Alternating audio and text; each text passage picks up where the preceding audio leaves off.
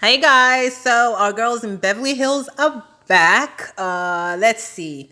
So basically, not Sophia. Cal's little daughter is doing much better. She's no longer depressed. Garcelle and Sutton went for a charity event to support Haiti, which is awesome.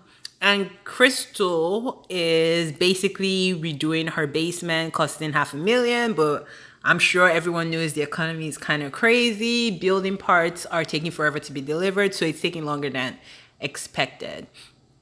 And we go to Erica's house. Rena comes there with two purses, which I'm like, okay, girl, why? But whatever. So they start talking, and Rena is like, well, Sutton called me out talking about she invited me to her table and we didn't say thank you. Like, she was trying to call her out to look like a supportive friend to Garcelle, which Sutton does say, I was trying to support you, basically talking to Garcelle. And if you watch Kempire proved that Rena and her husband, yes, they might have been going to the Elton John charity, but there's no data showing that they have actually given money to the charity. And Sutton did, in fact, invite her to, I think it was 2019's charity. So she really has no comeback, but she's like, she's upset. She's going to come for her. And Erica reveals that basically she became an alcoholic and she's been having a lot of sex with like randoms, which at this point, I can't even judge the girl. Yes, she definitely seems callous, but to be fair, her life has been turned upside down. She was with Tom Girardi, who was super powerful. At some point, all of a sudden, this man has dementia and she finds out that all the money she's been spending was actually for victims. It's a tough pill to swallow. Anyone would drink more and have random sex. So do you, boo-boo.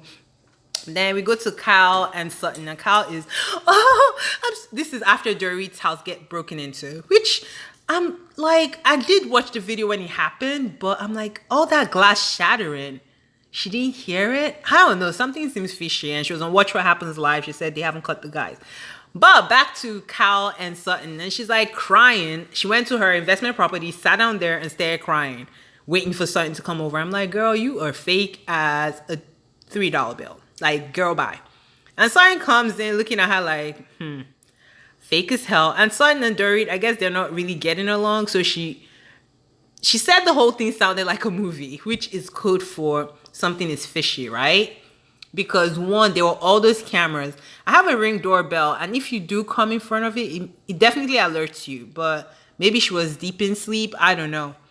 Because all that movement in front of the cameras will alert you. Like, even if she doesn't see it, when I was in London, you could see all your stuff from London.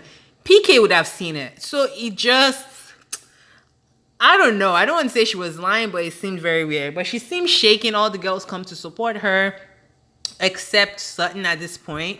So I guess we'll see what that relationship looks like going forward. Then Garcelle, I forgot to say, Garcelle and Erica met up, and Erica looked proper delusional, saying that all these things have been disproven, and producers asking her, girl, where would we find this information? Then she gets mad at the producer. I'm like, you said it was disproven. Did you think no one would follow up with that question? But PK comes back from London, comes to see Dorit. Dorit is outside, crying hysterically as PK goes back to get his phone, which was, it was a little weird because her whole thing was that she was there so that her kids don't see her crying. But if it did happen, I guess you would be shaken. But yeah, this season is looking hot, and I'm going to try to review as much as possible. Thank you guys. Bye.